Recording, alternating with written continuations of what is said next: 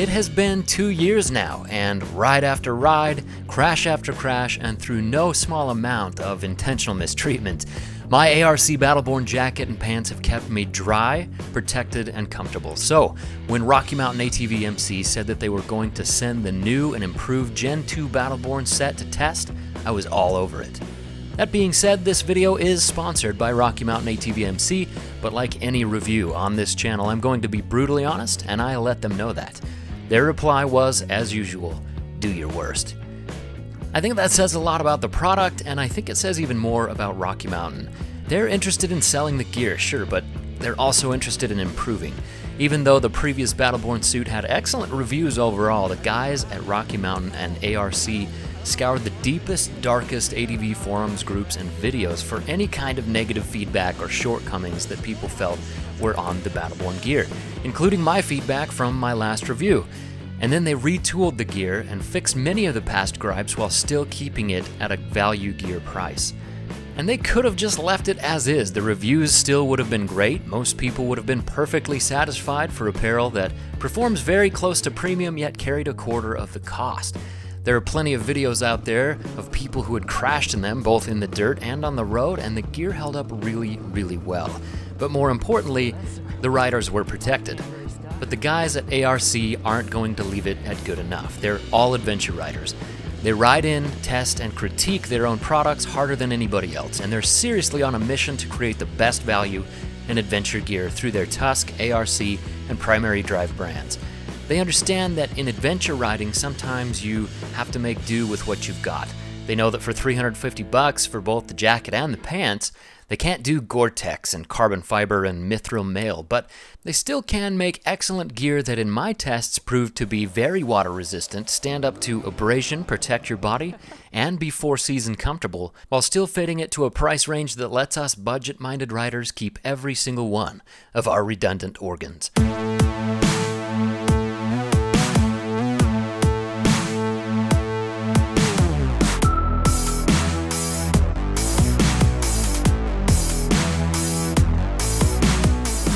So, I thought the last Battleborn jacket and pants were fantastic, but apparently despite the positive reviews, the guys at A.R.C. wanted it to be better, so they made it better. So, what did they fix? Rocky Mountain claims that the fit of the pants is now better. The crotch has been raised so it's easier to saddle the bike. The ballistic nylon on the high abrasion areas is now tougher and resistant to fraying, a problem that I never had. The pockets are bigger and easier to get into, with the new cargo pocket on the right leg.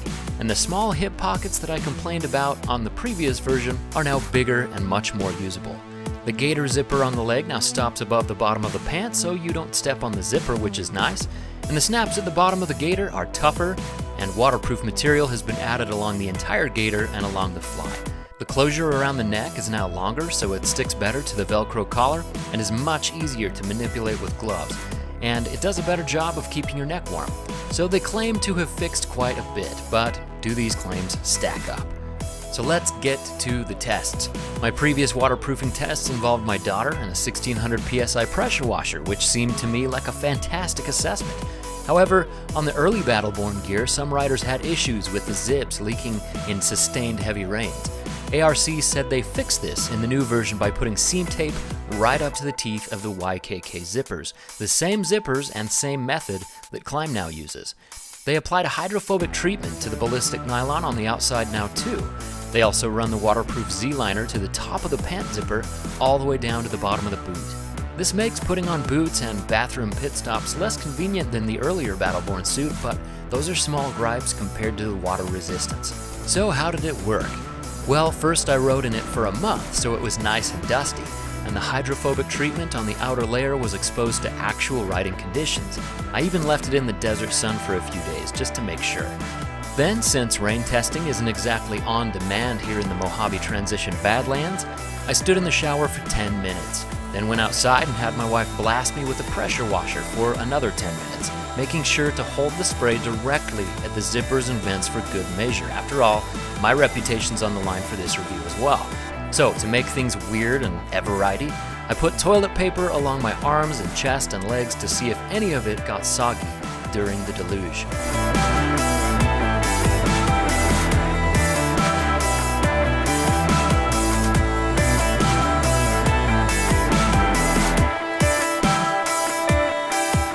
from the toilet paper right along my neck where the water splashed under the helmet, I was dry everywhere the Battleborn covered.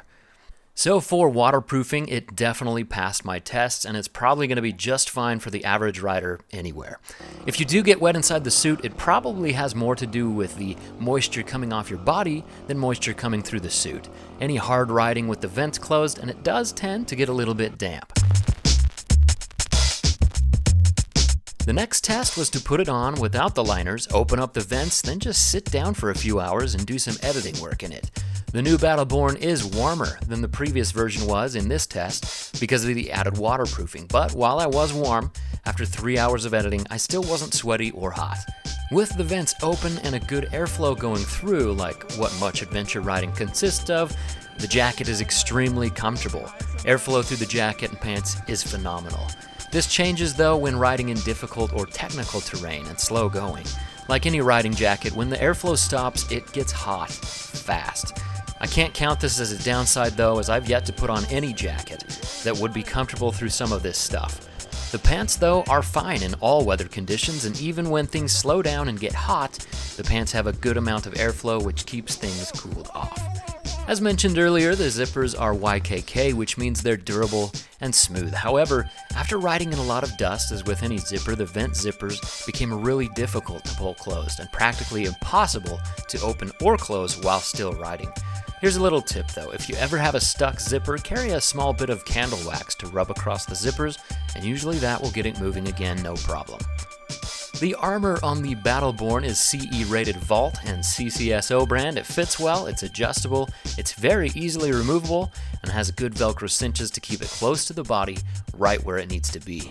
Additional armor can be worn underneath without feeling too restrictive. However, with any armored jacket, it's going to be quite bulky when you fold it up and stow it away. And the entire Battleborn suit, with armor inside and covered in dust, weighs about 10 pounds. As for protection, I actually haven't crashed much in this new suit, so I'm sorry. But if it holds up anything like the last generation, then both the suit and your body should hold up well in almost all off-road spills and typical slides. As for temperature regulation, the jacket performed well.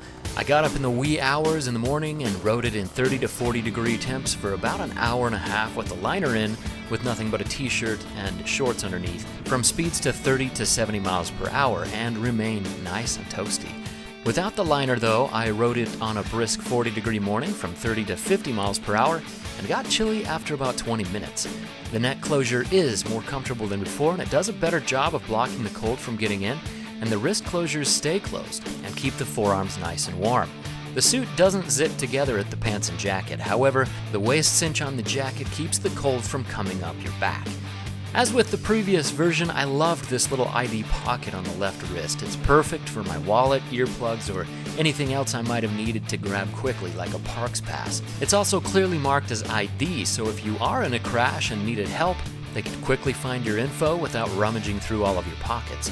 Getting it open and closed with one hand and a dirty zipper, though, can be a bit tricky. The adjustability of the pants is again excellent, with a ratcheting buckle and side Velcro straps that go from Thanksgiving dinner mode to I accidentally drank unfiltered tap water in a third world country mode with just one gloved hand. The jacket is again very reflective, which I love. The look of the jacket is very adventure rider-esque, but on the black suit there's not much to make it stand out. I really miss the yellow accents on the black suit this time. I thought those looked awesome. On the upside, without those yellow accents, you can mix and match your pants and jacket if you want to get all Zoolander with it, or if you bought half of the previous gray version, the new version in both black and gray will match nicely. I do wish that it came in a high-vis option though. So over my 3 months of testing, I do have 2 complaints, and they actually existed with the previous version. The hydration bladder pocket on the back of the jacket is still a very tight fit for many bladders, and when you have a full hydration bladder in the slot, it does pull the jacket back against your shoulders and neck in kind of a weird way. My guess is that the tug on the back of the jacket is why they keep the bladder pocket so small, so that it's not accentuated by a heavy water container. And my second complaint, I really would have liked to see a more heat-resistant material on the gaiters, particularly on the right leg, to be more resistant to exhaust burns, since these are meant to wear over the boot, and that is a problem.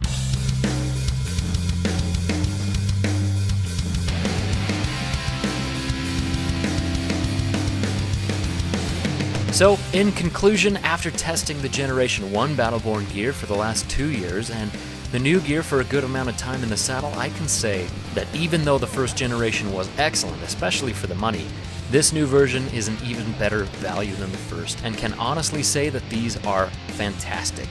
They have comfortably handled everything that I put them through, and the Battleborn jacket is available now at RockyMountainATVMC.com and retails at about $200, and the pants retail for $150. Both of those ship free independently of each other, and if the fit isn't right, they offer free returns. And for your convenience, there are links in the description to buy the gear, see other people's reviews, and read product highlights, and watch more detailed videos on the features and fit from Rocky Mountain. So if this review was helpful to you and you do pull the trigger on the Battleborn gear, please let them know that I sent you by using the links in the description. That shows the guys at Rocky Mountain ATVMC that these reviews and partnerships are really effective, which does a great deal to support the eveRide channel. Thank you so much for watching, and here's to many happy, warm, safe, dry rides. And as always, much love, eveRide out.